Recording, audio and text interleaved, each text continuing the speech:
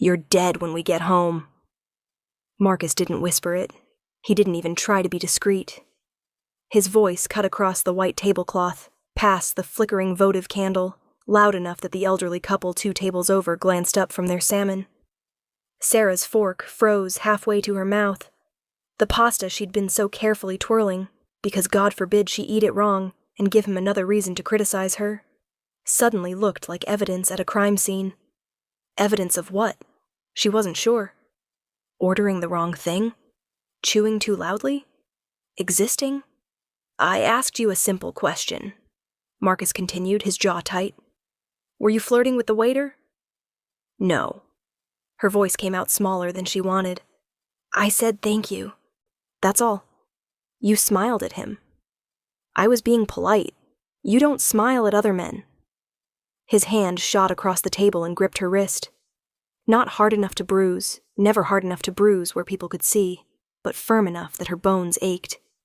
"Do you understand me?" This was how it always went. A nice dinner, his idea, always his idea, would start pleasant enough. He'd tell her what to order, of course, because he knew what looked good on a woman her size.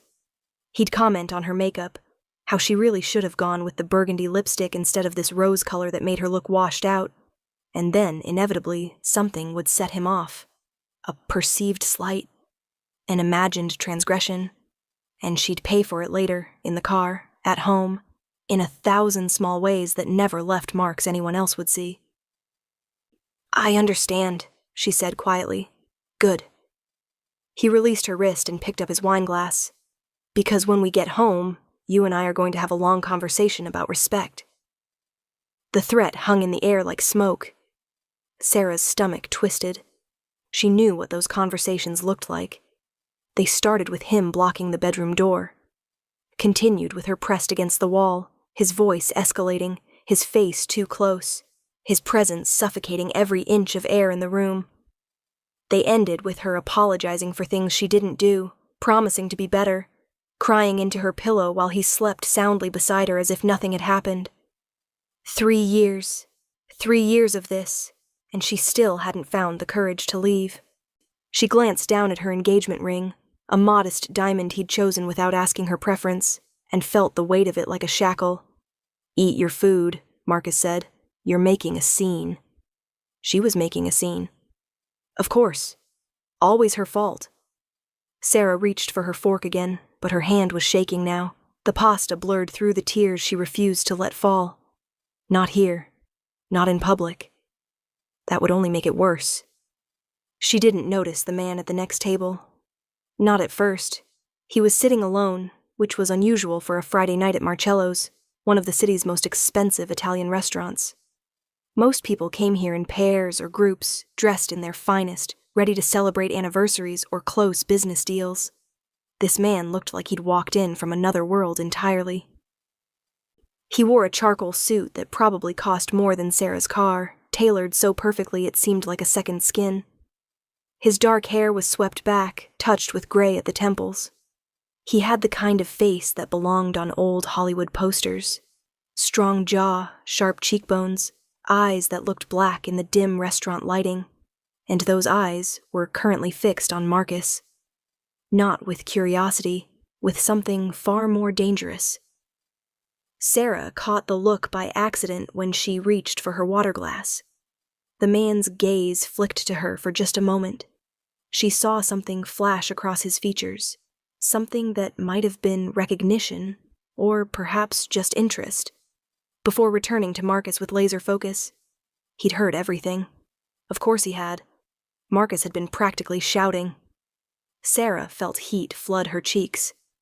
Bad enough to live through this nightmare. Worse to have witnesses. She tried to make herself smaller in her chair, wishing she could disappear entirely. Maybe if she stayed quiet, stayed still, the moment would pass. Marcus would calm down. They'd finish dinner. And maybe, just maybe, by the time they got home, he'd have forgotten about his threat. She knew better, but hope was a stubborn thing. "I'm going to the restroom," Marcus announced, tossing his napkin onto the table. He leaned in close as he stood, his breath hot against her ear. "Don't even think about going anywhere." As if she would. As if she could. He walked away, and Sarah exhaled for what felt like the first time in 20 minutes. That's when the man from the next table moved. He didn't ask permission, didn't introduce himself. He simply picked up his wine glass, something red and expensive looking, and slid into Marcus's empty chair as if he'd been invited. Sarah's head snapped up. What are you? My name is Luca. His voice was deep, accented with something European she couldn't quite place. Italian, maybe, which would explain why he'd chosen this restaurant. And you need to listen very carefully because your boyfriend will be back in approximately 90 seconds. Her heart hammered. Please, you don't understand. If he sees you here, he won't hurt you tonight. The certainty in his voice made her pause. There was no doubt there, no question. Just a statement of fact. You don't know that, Sarah whispered. You don't know him. I know men like him. Luca's dark eyes held hers. I've known hundreds. They're all the same. They find someone gentle, someone kind, and they break them down piece by piece until there's nothing left but fear. Something about the way he said it, so matter-of-fact, so familiar with the pattern, made Sarah's throat tighten. I'm fine, she said automatically. It was what she always said, what she'd been saying to her mother, her friends, the concerned coworker who'd once asked about the bruise on her arm. Really, I'm fine. It's just, he has a temper sometimes, but he means every word. Luca leaned forward slightly. And it will get worse. You know this already. She did. God help her. She did. Why do you care? The question came out more bitter than she intended. You don't even know me. Something flickered across Luca's face, an emotion too quick to name. Let's just say I have a particular dislike for men who threaten women in public restaurants. He's coming back. Sarah could see Marcus's reflection in the window, heading toward their table. Panic seized her chest. Please, you have to go. If he sees you sitting here, let him see. You don't understand. I understand perfectly. Luca didn't move, didn't even glance in Marcus's direction, though he must have known the man was approaching. The question is, do you want help, or do you want to keep pretending that this is love? The words hit her like a slap. Before she could answer, Marcus arrived. What the hell is this? His face had gone red. The color Sarah knew meant danger. Who the hell are you? Luca stood slowly, gracefully, like a predator rising from rest. He was taller than Marcus by several inches, broader through the shoulders. When he turned to face him, Sarah saw Marcus actually take a step back. I'm someone who overheard you threatening this young woman, Luca said calmly, and I thought I should introduce myself. This is none of your business. Marcus's hand clenched into a fist. Sarah, get your things. We're leaving. Sarah started to rise. Instinct, obedience, fear. But Luca's voice stopped her. She's not going anywhere with you tonight. The restaurant had gone quiet. Other diners were watching now, some openly, some pretending to study their menus while tracking every word. Marcus laughed, but there was no humor in it. Listen, buddy, I don't know who you think you are. Luca Moretti. The name dropped like a stone into still water. Sarah saw Marcus's face change. The anger drained away, replaced by something that looked like recognition. Then fear. Moretti, Marcus repeated, and his voice had lost its edge. As in, yes. Luca's expression didn't change. As in that Moretti. Sarah had no idea what they were talking about. The name meant nothing to her, but clearly it meant something to Marcus. Something significant enough that he'd gone pale. I didn't know, Marcus said quickly. I didn't realize you were... she's my fiancée. This is just a private matter between us. Nothing you said tonight was private. Luca gestured to the restaurant. Everyone here heard you, including me, and I've decided I don't like it. Look, I apologize if I was out of line. You were. But Sarah and I have been together for 3 years. We're getting married. This is just a misunderstanding. Luca turned to Sarah. Is that true? Is this a misunderstanding? Every eye in the restaurant was on her now. Sarah felt the weight of their stares, the pressure to say the right thing, to smooth this over, to protect Marcus even though he'd never once protected her. Her voice stuck in her throat. Tell him, Marcus said, his tone desperate now. Tell him this is all a mistake. Tell him you want to leave with me. She looked at Marcus. At the man she'd spent 3 years trying to please, trying to love, trying to fix. The man who made her feel small and worthless and afraid. Then she looked at Luca. At this stranger who had no reason to defend her, but was doing it anyway. No, Sarah whispered. The word felt like jumping off a cliff. What? Marcus's face twisted. Sarah? No, she said again, louder this time. It's not a misunderstanding. I don't want to go home with you tonight. You don't mean that. You're confused. This guy is confusing you. I think the lady was clear. Luca's voice cut through Marcus's protests like a blade. She's not leaving with you. Like hell, Marcus reached for Sarah's arm. He didn't get close. Luca moved faster than Sarah would have thought possible for a man his size. One moment he was standing beside the table. The next he had Marcus's wrist locked in his grip, bending it at an angle that made Marcus gasp. If you touch her, Luca said quietly, you will lose that hand. Do we understand each other? Marcus nodded frantically. Luca released him with a slight push that sent Marcus stumbling backward. 2 men in dark suits, Sarah hadn't even noticed them before, had materialized from somewhere in the restaurant. They flanked Marcus, their expressions blank, their presence unmistakably threatening. Escort Mr. Luca glanced at Sarah with a questioning look. Brennan, she supplied weakly. Escort Mr. Brennan out, Luca finished. Make sure he understands that he's not welcome back at any establishment I have an interest in, which, in this city, is most of them. The men nodded. They didn't grab Marcus, didn't need to. Their mere presence was enough to get him moving toward the exit. Marcus shot Sarah a look over his shoulder, part fury, part betrayal. This isn't over, he called out. You hear me? This isn't. One of the suited men said something low and sharp. Marcus went quiet, and then he was gone. Sarah sat frozen in her chair, her whole body trembling. It had happened so fast. One moment she'd been preparing for the worst night of her life. The next, Marcus was being escorted out by men who looked like they ate people like him for breakfast. Luca settled back into his own table, then paused and looked at her. You should eat something. You've gone pale. I don't. Sarah's hands were shaking so badly she couldn't hold her fork. I don't understand what just happened. You stood up for yourself, for possibly the first time in a long while. But who are you? She looked at him properly now, really looked. What did you say your name was? Luca Moretti. And that means something. Marcus knew that name. Marcus is a small, insecure man who watches too many movies and understands just enough about this city's power structure to be afraid of the right people. Are you... Sarah couldn't quite bring herself to say it. Are you a criminal? Luca smiled slightly. It didn't reach his eyes. That depends entirely on who you ask. But yes, I suppose by some definitions I am. She should have been terrified.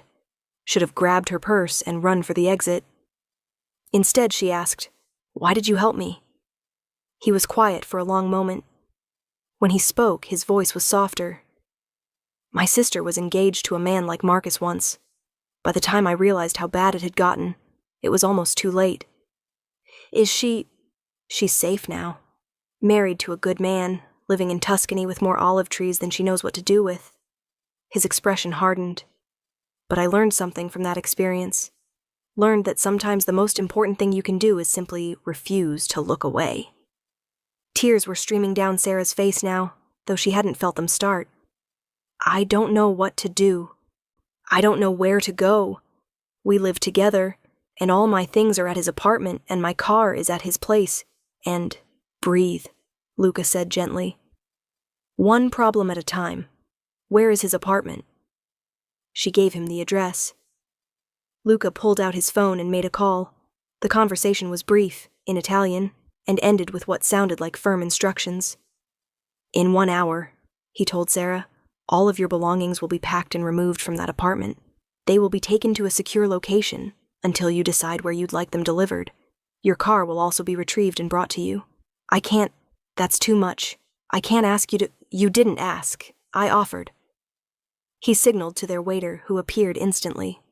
Please bring the lady some hot tea, and perhaps your tiramisu. The shock will fade faster with sugar. The waiter nodded and disappeared. Sarah wiped her eyes with her napkin. I don't even know how to thank you. Don't thank me yet. The hard part is just beginning. What do you mean? Marcus won't let this go easily. Men like him never do. They view women as property, as extensions of their own ego. When you walk away, and you are walking away, he will try to get you back. And when that doesn't work, he will try to hurt you. The words sent ice through her veins. So, what am I supposed to do? Luca reached into his jacket and pulled out a business card. Heavy cardstock, embossed lettering. A phone number, nothing else. You call this number if he contacts you, if he shows up at your work. If he sends flowers or texts or shows any sign of not accepting that it's over. Luca's eyes locked on hers. And someone will handle it. Handle it how? In whatever way is necessary to ensure your safety. Sarah stared at the card. She should refuse it. Should tell this dangerous, mysterious stranger that she could handle her own problems. But she couldn't. Not alone. And they both knew it. She took the card. There's something else, Luca said. Something I should tell you.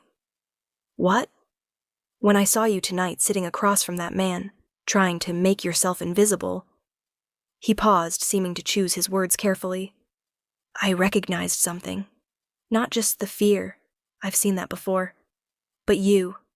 Something about you felt familiar. We've never met? No, but I think perhaps we were meant to. It was an odd thing to say. Romantic, maybe, if the circumstances were different. But there was no flirtation in his tone, no suggestion. Just a simple statement. The waiter returned with tea and dessert.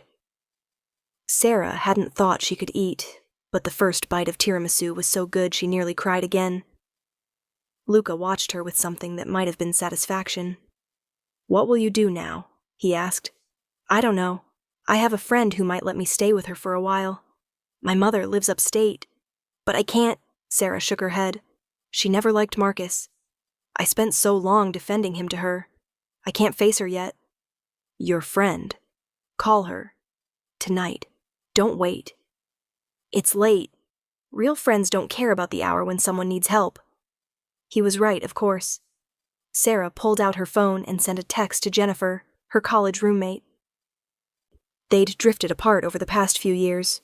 Marcus hadn't liked Jennifer, said she was a bad influence. But surely... The response came within seconds. Pack a bag. I'm coming to get you. Are you safe? Fresh tears welled up. She's coming. Good. Luca stood and pulled out his wallet, dropping several bills on the table. Far more than his meal would have cost. I'll wait with you until she arrives. You don't have to. I do. They moved to the restaurant's lobby, away from the curious stares of other diners. Sarah clutched her purse and Luca's business card like lifelines. 20 minutes passed in surprisingly comfortable silence. Luca made no attempt at small talk, didn't try to fill the quiet with platitudes. He simply stood near the window, hands in his pockets, radiating a calm authority that made Sarah feel safer than she had in years. When Jennifer's car pulled up, Luca walked Sarah to the door. Will I see you again? Sarah asked, and immediately felt foolish. Why would she? He'd done what needed doing. Rescued the damsel in distress. His part was over. But Luca smiled, really smiled this time, and it transformed his whole face. I think you will. In fact, I'm quite certain of it. Why? because I'm going to ask you to have dinner with me. A real dinner, not whatever nightmare you endured tonight. Somewhere you can actually enjoy your food. Sarah's breath caught. I don't think I'm ready for— Not now, he interrupted gently. Take your time. Heal. Find yourself again. But when you're ready, he gestured to the card still clutched in her hand. You know how to reach me. Jennifer burst through the restaurant door like an avenging angel, blonde hair flying, eyes blazing. She took one look at Sarah's tear-stained face and pulled her into a fierce hug. I'm going to kill him, Jennifer muttered. I'm going to absolutely murder him. No need, Luca said mildly. I believe that's been handled. Jennifer looked at him properly for the first time. Her eyes widened. Holy, you're Luca Moretti. You know him? Sarah asked. Know of him. Jennifer's expression had shifted to something between awe and terror. My brother works in real estate. He says half the city's properties are owned by Moretti family trusts. That's an exaggeration, Luca said. It's more like a third. He said it so deadpan that Sarah almost laughed. Almost. Take care of her, Luca told Jennifer. And Sarah? He waited until she met his eyes. What you did tonight took courage. Remember that. Then he was gone, disappearing back into the restaurant like smoke. Jennifer stared after him. Okay, so we're going to need about 6 bottles of wine and 12 hours because you are going to tell me everything. Sarah let herself be led to the car. As they pulled away from Marcello's, she caught one last glimpse of Luca through the window. He'd returned to his table, alone again, his meal barely touched. She wondered what kind of man ate alone at expensive restaurants on Friday nights. What kind of man stepped into a stranger's nightmare without hesitation? What kind of man he really was. The next 2 weeks were a blur. Sarah moved into Jennifer's spare room, surrounded by boxes of belongings that had appeared exactly as Luca promised. Her car showed up in Jennifer's driveway the next morning, keys in an envelope with no return address. Marcus tried to contact her. 17 texts, 9 phone calls, 4 emails. Each one more desperate than the last, cycling through anger and apology, and threats and promises to change. Sarah blocked his number, blocked his email, changed her passwords. She also called the business card. The first time was on day 3, when Marcus showed up at her office. He didn't make it past the lobby. 2 security guards appeared from nowhere and escorted him out. Sarah never learned who called them. The second time was on day 7, when she got a voicemail from Marcus's mother, explaining that her son was heartbroken and confused, that Sarah owed him an explanation, that 3 years together meant something. That call was returned by someone else. Sarah didn't know what was said, but Marcus's mother never contacted her again. By day 10, the texts stopped. The calls ended. Marcus seemed to have finally understood that it was over. Sarah started sleeping through the night again, started eating regular meals, started remembering what it felt like to breathe without that constant knot of anxiety in her chest. On day 14, she called the number again, but this time she didn't have a problem to report. I'd like to speak with Luca Moretti, she told whoever answered. There was a pause. May I tell him who's calling? Sarah. He'll know. 2 minutes later, Luca's voice came through the line. Are you all right? Yes, actually, I'm better than all right. She took a deep breath. I wanted to thank you for everything. You don't need to. And I wanted to know if that dinner invitation was still open. Another pause, longer this time. It is, Luca said finally. But I should warn you, Sarah. I'm not a simple man. My life is complicated, dangerous sometimes. If you start down this path, you need to understand what you're walking into. I think I do. No, he said gently. You really don't. But I'd like the chance to explain it to you. Over dinner. Somewhere with better pasta than you had 2 weeks ago. She laughed, actually laughed, for the first time in recent memory. When? Tonight, if you're free. I'll send a car for you at 7. I can drive myself. Humor me, at least for the first date. First date. The word sent butterflies through her stomach. Okay, Sarah agreed. 7 o'clock. The car that arrived was sleek and black with a driver in a proper uniform who opened the door for her and called her Miss with genuine respect. Jennifer watched from the window, phone in hand. I'm tracking your location, she called out, and if you're not back by midnight, I'm calling the police. The police won't help if it's Moretti, the driver said pleasantly. But don't worry, miss.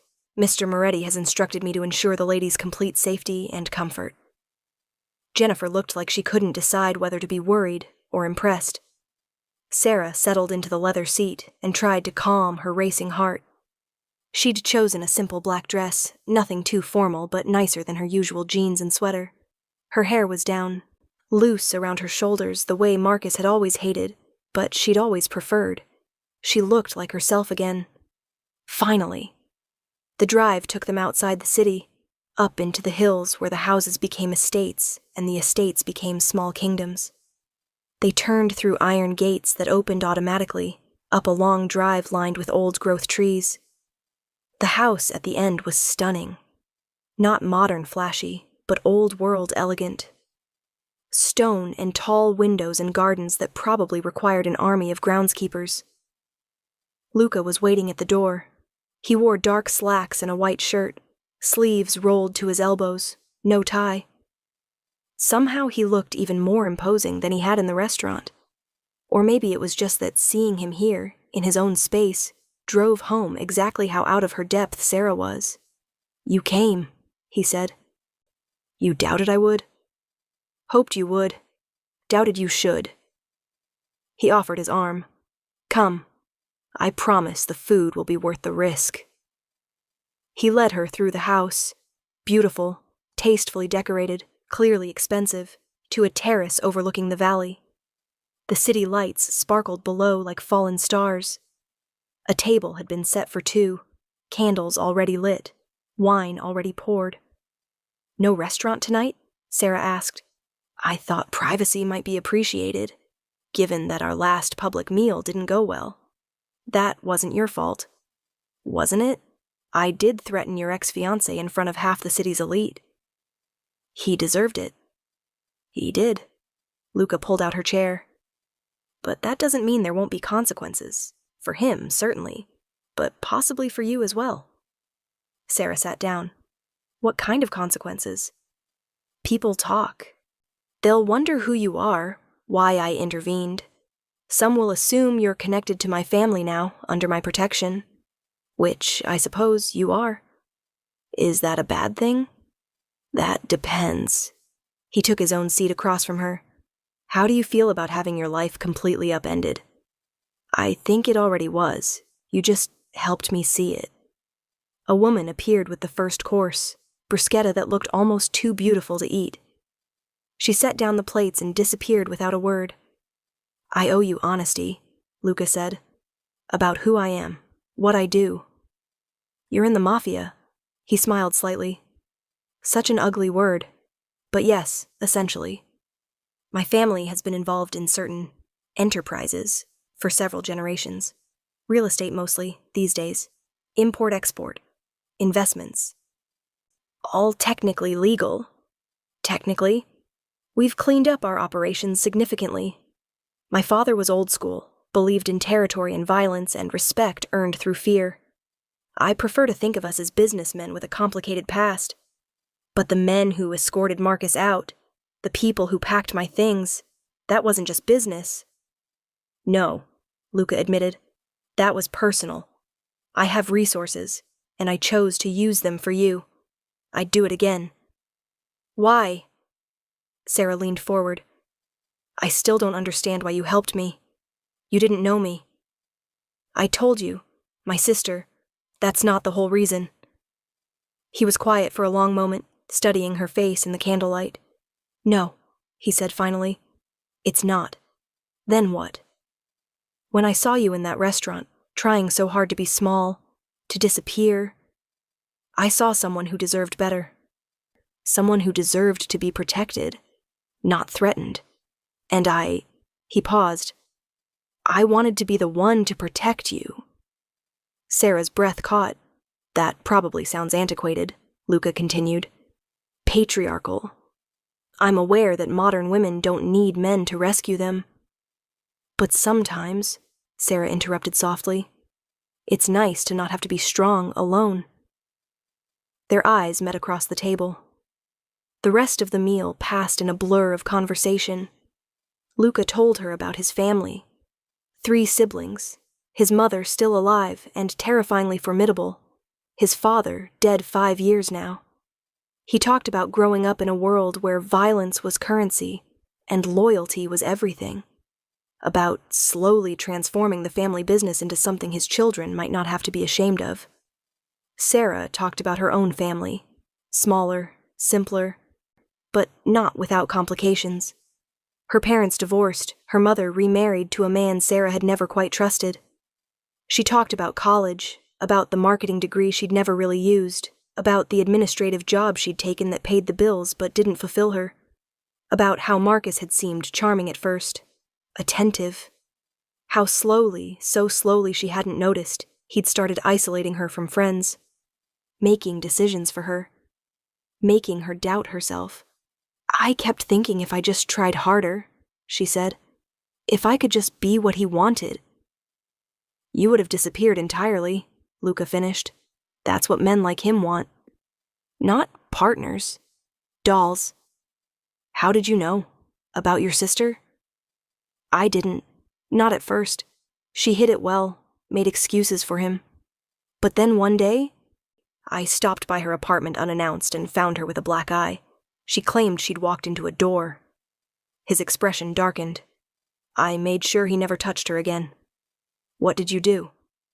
"Nothing he didn't deserve." Luca's voice had gone cold. "And nothing you need to worry about. That chapter is closed." They moved from dinner to dessert to coffee, the conversation flowing easier than Sarah would have thought possible. Luca was funny when he wanted to be, self-deprecating about his own dramatic tendencies. He asked questions and actually listened to her answers. It was nearly midnight when Sarah finally checked her phone and saw 17 increasingly frantic messages from Jennifer. "I should go," she said reluctantly. "My friend thinks you've probably murdered me by now." "Can't have that." Luca stood and offered his hand. Instead of leading her back through the house, he walked her to the edge of the terrace, where the view stretched out forever. "Sarah," he said quietly, "I need you to understand something." "What?" "That night in the restaurant, I told myself I was helping a stranger, doing the right thing. But the truth is..." He turned to face her fully. "The moment I saw you, something shifted. I can't explain it. I just knew." "Knew what?" "That you were going to matter to me. That this, whatever this is, was going to change my life." Sarah's heart was pounding. "That's a lot of pressure for a first date." "I know, and if it's too much, if you want to walk away right now, I'll have the driver take you home and you'll never hear from me again. I promise you that." She should say yes, should thank him for a lovely evening and go back to her safe, normal, uncomplicated life. Instead, she stepped closer. "What if I don't want to walk away?" "Then I'm going to kiss you," Luca said. "And I'm going to ask to see you again. And again after that. Until you're so thoroughly part of my life that the thought of you leaving terrifies me." "That's quite a plan." "I'm a thorough man." He kissed her. It wasn't like kissing Marcus. There was no ownership in it, no demand, just warmth and promise, and the sense of something beginning. When they broke apart, Sarah was breathless. "So," Luca said, still holding her close, "may I see you again?" "Yes." "Tomorrow? Aren't you supposed to wait 3 days?" "Play it cool." "I'm 42 years old. I'm done playing games." His hand cupped her face. "Besides, I told you, I knew the moment I saw you." "Knew what?" "That I was going to fall in love with you." The next 6 months were like living in a dream. Luca courted her properly. Old-fashioned dates, flowers delivered to Jennifer's apartment, texts throughout the day just to check on her. He introduced her to his mother, a tiny woman with steel in her eyes who took one look at Sarah and announced, "You'll do." Sarah met his siblings, his brother Vincent, serious and quiet, his younger sister Isabella, who hugged Sarah immediately and whispered, "Thank God, someone normal," and his older sister Gina, the one who'd been in the abusive relationship, who held Sarah's hands and said, "He told me about you, about what you survived." Welcome to the family. Family. It was a word that held weight in Luca's world. Sarah learned what it meant to be connected to the Moretti name. People treated her differently, held doors, offered seats, looked at her with a mixture of respect and fear. She also learned that Luca's world, while mostly legitimate now, still had its dark corners. There were business meetings he couldn't discuss, phone calls he had to take in private, men in suits who appeared at odd hours with urgent information. But he never lied to her. When she asked questions, he answered truthfully, or he told her directly that he couldn't answer. "I won't put you in danger," he said once, after a particularly tense evening where 3 calls had interrupted their dinner, "but I also won't insult you with half-truths. This is who I am. This is the world I live in. Can I live in it too? Do you want to?" Sarah thought about it. Really thought. About the woman she'd been 6 months ago, shrinking in restaurant chairs, afraid of her own fiancé. About the woman she was now, standing in Luca's study, asking hard questions and expecting real answers. "Yes," she said. "I do." Luca crossed the room in 3 strides and kissed her breathless. "Then we need to make it official." "Official how?" He pulled a small box from his desk drawer, vintage by the look of it. When he opened it, Sarah gasped. The ring inside was stunning, an emerald surrounded by diamonds, set in platinum. Old world craftsmanship, clearly an heirloom. "This was my grandmother's," Luca said. "She gave it to me years ago, told me to save it for someone worthy. Someone strong." He dropped to one knee. "Marry me, Sarah. Not because I saved you. We both know you saved yourself. But because I love you. Because you make me want to be better than the sum of my family's sins. Because I look at you and see my future." Sarah's hands were shaking. "Yes." "Yes?" "Yes, I'll marry you." He slid the ring on her finger. It fit perfectly. They were married 3 months later, in a small ceremony at Luca's family estate. Sarah's mother came, cried happy tears, and admitted she'd been worried after the Marcus situation, but now saw that her daughter had found a real man. Jennifer was maid of honor and spent the entire reception making jokes about how she'd always known Sarah would either end up with a prince or a mob boss, and technically Luca was both. Marcus sent flowers. They were intercepted before Sarah ever saw them, and she never asked what happened to them. Some things were better left unknown. The wedding night, Luca carried her over the threshold of their home, and kissed her in the foyer like it was the first time. "I have something to tell you," he said. "Should I be worried?" "That depends. How do you feel about Sicily?" "I've never been." "We're going. 3 weeks, just us. My cousin has a villa on the coast. No business calls, no interruptions. Just you and me, and very good wine." Sarah wrapped her arms around his neck. "Sounds perfect.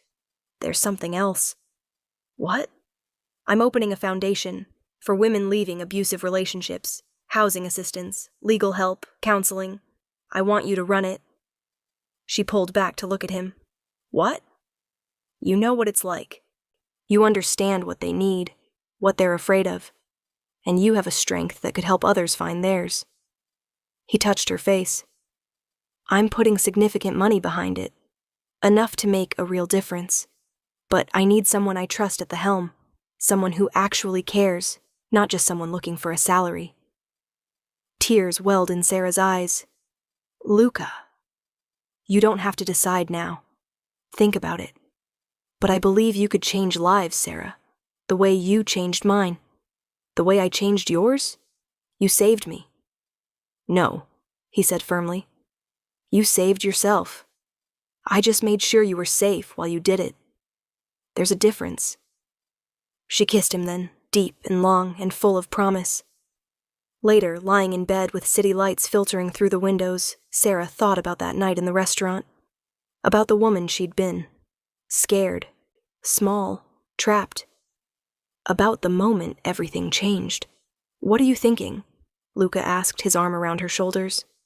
"That I should probably send Marcus a thank you card." "Why?" "Because if he hadn't yelled that threat, if you hadn't overheard, if everything hadn't happened exactly the way it did." She turned to look at her husband. "I might never have found you." "You would have," Luca said with certainty. "Maybe not that night. Maybe not for months or years. But eventually, somehow, we would have found each other. I believe that. Fate? Something like that." Sarah settled back against his chest, the emerald ring catching the light. "I'm glad it was that night, though. I'm glad I didn't waste any more time." "So am I." They fell asleep like that, wrapped around each other. Two broken pieces that had somehow found a way to fit together perfectly. And in the morning, Sarah woke up not to threats or criticism or fear, but to the smell of coffee and the sound of her husband singing off-key in the kitchen. She smiled, got out of bed, went to join him. After all, this was only the beginning. The real story, their story, was just getting started. 3 months into their marriage, Sarah was reviewing grant applications in her new office, a converted brownstone in the city's historic district, funded entirely by Luca, when her phone buzzed. Unknown number. She almost didn't answer, but something made her hesitate, and she picked up. "Sarah Moretti?" A woman's voice shaking. "Yes? My name is Rachel. I got your number from the foundation website. I didn't know who else to call." Sarah sat up straighter. "Are you safe right now?" "I think so. I'm at a coffee shop, but he knows where I work, where my sister lives, where I go to the gym. He knows everything." A sob broke through. "I left him 2 days ago, and he's been sending me messages. He says if I don't come home by tonight, he's going to make sure I regret it."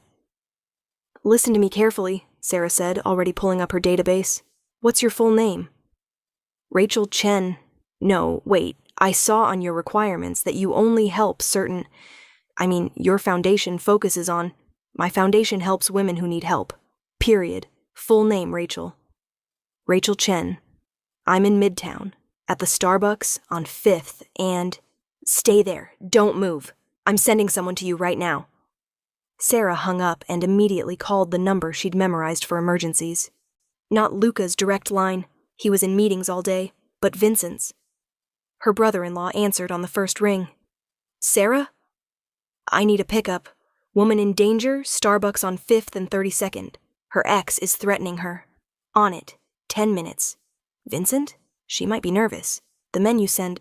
I'll send Maria. She's good with this." "Thank you," Sarah called Rachel back. "Help is coming. A woman named Maria. She'll be in a gray sedan. She's going to take you somewhere safe."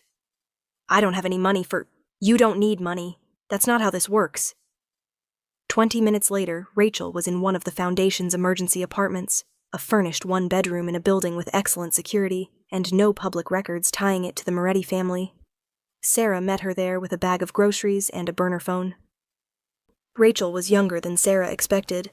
Mid-20s, with dark circles under her eyes and a bruise on her collarbone, she kept trying to hide with her sweater. "You're really her?" Rachel said, staring. "The woman from the restaurant. Everyone's been talking about it online. There's a whole Reddit thread about you and Mr. Moretti." Sarah blinked. "There's what?" "Someone posted about seeing him threaten your ex-boyfriend at Marcello's. It kind of went viral. People have been calling you the Mafia boss's bride." Rachel's expression crumpled. "I'm sorry, I know that's invasive. When I saw your foundation, I thought maybe you'd understand." "I do understand." Sarah set down the groceries and sat beside her. "Tell me about him." The story that poured out was achingly familiar. The controlling behavior that started small. The isolation from friends and family, the escalating anger, the feeling of being trapped. "He tracks my phone," Rachel whispered. "I had to leave it at home when I ran. That's why I borrowed someone's phone to call you." "Good. That was smart. We'll get you a new phone, new number. How long were you together? 2 years. We were supposed to get married next month. Rachel twisted her hands in her lap. Everyone thinks he's so great. Successful lawyer, volunteers at the animal shelter, coaches Little League. Nobody believes me when I try to tell them what he's really like. I believe you. But you don't even know me. I don't need to. Sarah reached over and gently squeezed Rachel's hand. I know him. Maybe not his name or his face, but I know the type. And I know that you're not crazy. You're not overreacting. And you're not alone anymore. Rachel started crying in earnest then. Sarah let her, offering tissues and quiet comfort until the sobs finally subsided into hiccups. What happens now? Rachel asked. Now you rest. Tomorrow we'll talk about next steps, restraining order, new job if you need it, therapy referrals. But tonight, you're safe. The door locks, the building has security, and nobody knows you're here except me and the people who brought you. What about him? What if he finds me? Sarah thought about the resources at her disposal, the network of protection that came with her last name. He won't, and if he tries, he'll regret it. She stayed until Rachel fell asleep on the couch, exhausted from fear and adrenaline. Then she locked up carefully and headed home. Luca was waiting in the kitchen, tie loosened, reading something on his tablet. He looked up when she entered and immediately set everything aside. Rough day? New intake. Woman named Rachel. Her ex is making threats. Do we need to handle it? Sarah loved that he said we. Not I'll handle it. Not let me take care of it. We. Maybe. I told her he wouldn't find her. I need to make sure that's true. Luca pulled out his phone and made a call. The conversation was brief, mostly in Italian, ending with what sounded like confirmation. Vincent's already running background on the ex, he told Sarah. We'll know everything about him by morning. If he's a legitimate threat, we'll neutralize it.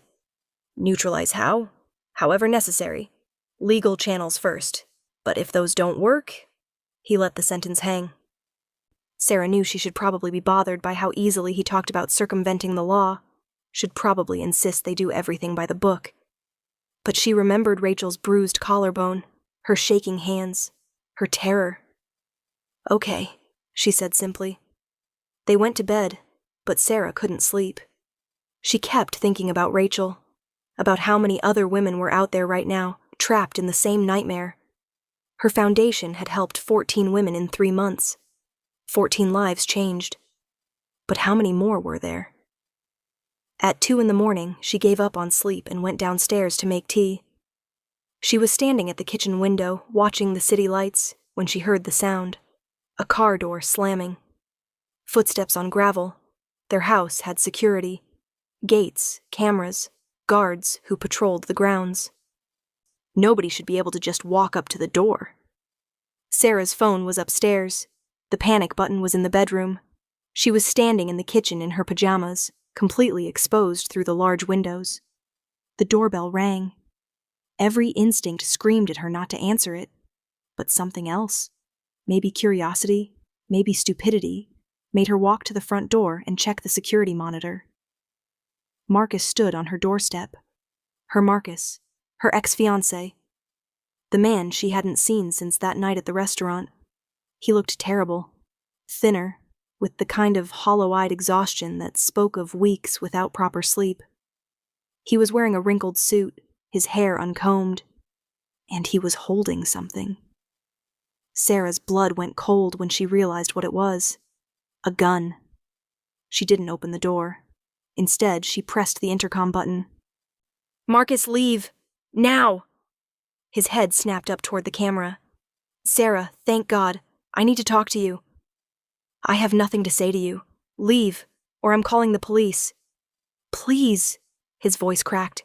Please, I just need 5 minutes. Just let me explain. Explain what? How you're standing on my doorstep with a weapon? I'm not...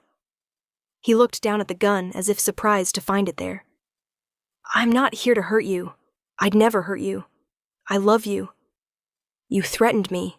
Multiple times. I was angry. I didn't mean... He took a step closer to the door. Everything fell apart after you left. I lost my job. My family won't talk to me. Everyone acts like I'm some kind of monster. Because you are. No! He slammed his free hand against the door, making Sarah jump. No, I took care of you. I protected you. I gave you everything, and you threw it away for some criminal. Luca is my husband. He's a mobster. Marcus's voice rose to a shout. He threatened me, had his thugs follow me for weeks. I couldn't go anywhere without seeing them. Couldn't apply for jobs without getting rejection letters. He ruined my life. You ruined your own life. I loved you, the words echoed in the night. I gave you 3 years, and you replaced me in 3 months. Like I meant nothing. Like what we had meant nothing. Sarah's hand was shaking as she reached for her phone, but before she could dial, she heard it. Footsteps behind her. Quiet, but unmistakable. She turned to find Luca on the stairs. He was barefoot, wearing only sleep pants, but his eyes were cold and focused. He had his phone in one hand and in the other. Sarah had never actually seen Luca with a gun before. Had known he owned them, obviously. But seeing him holding one, moving with the kind of practiced ease that spoke of years of training, drove home exactly who she'd married. He put a finger to his lips, then gestured for her to step away from the door. Sarah moved back. Luca took her place at the intercom. "Marcus," he said calmly, "you have 10 seconds to put the weapon down and walk away." "You." Marcus's voice through the speaker dripped venom. "This is your fault. All of it." "I'm aware you think so. 9 seconds. You took her from me. She was never yours to take. 7 seconds. I'll kill you. I'll kill both of you. You'll see. You can't just... 5 seconds. My security team is already surrounding you. You have 3 guns pointed at your head right now. 4 seconds. Think very carefully about your next choice." Sarah could see it on the monitor. Marcus's face shifting through emotions, rage to fear to desperation, his hand tightening on the gun. "Don't," Sarah whispered, though Marcus couldn't hear her. "Please don't make him." 2 seconds. Marcus dropped the gun. He collapsed to his knees right there on the doorstep and started sobbing. Great, heaving sobs that shook his whole body. "I'm sorry. I'm so sorry. I didn't mean I wasn't going to. I just wanted her to see. Wanted her to understand what she did to me." 4 men in dark suits materialized from the shadows, exactly as Luca had promised. They surrounded Marcus, weapons drawn, waiting for orders. Luca spoke into his phone. "Don't kill him. Just make sure he never comes back." He ended the call and turned to Sarah. She was shaking, she realized, her whole body trembling with adrenaline and shock. "Hey." Luca set his gun down carefully and pulled her into his arms. "You're safe. I've got you." "He had a gun. He came here with a gun." "I know." "He could have, if you hadn't, but I did, and you're fine. We're fine."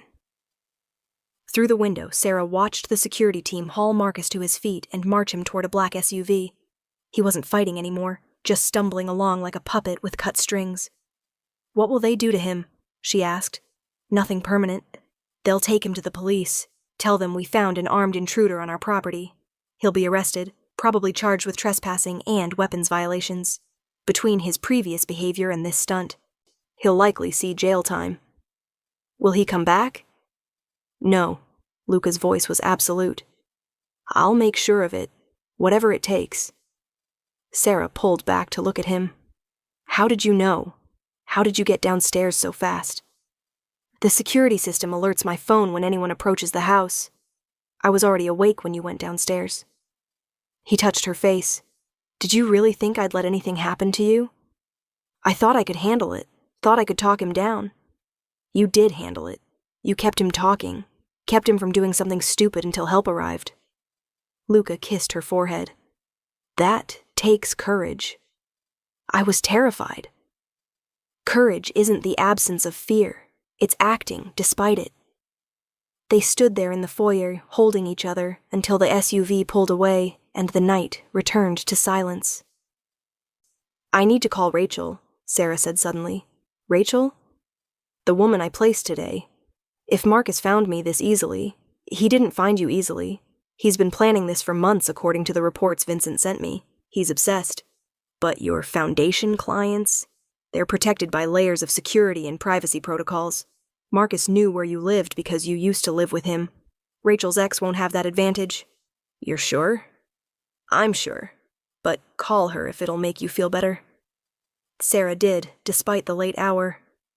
Rachel answered on the second ring, clearly not sleeping either.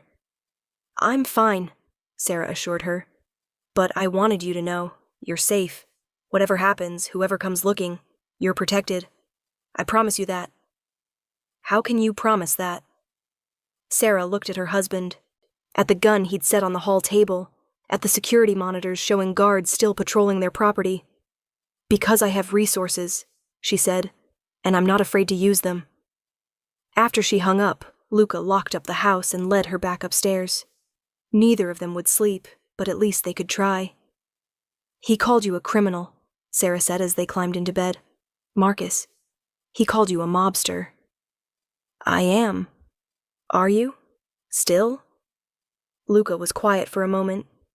Parts of my family are. I've tried to legitimize everything, clean up the business, but there are still connections, still favors owed and debts to be paid, still moments when the old ways are necessary. He turned to face her.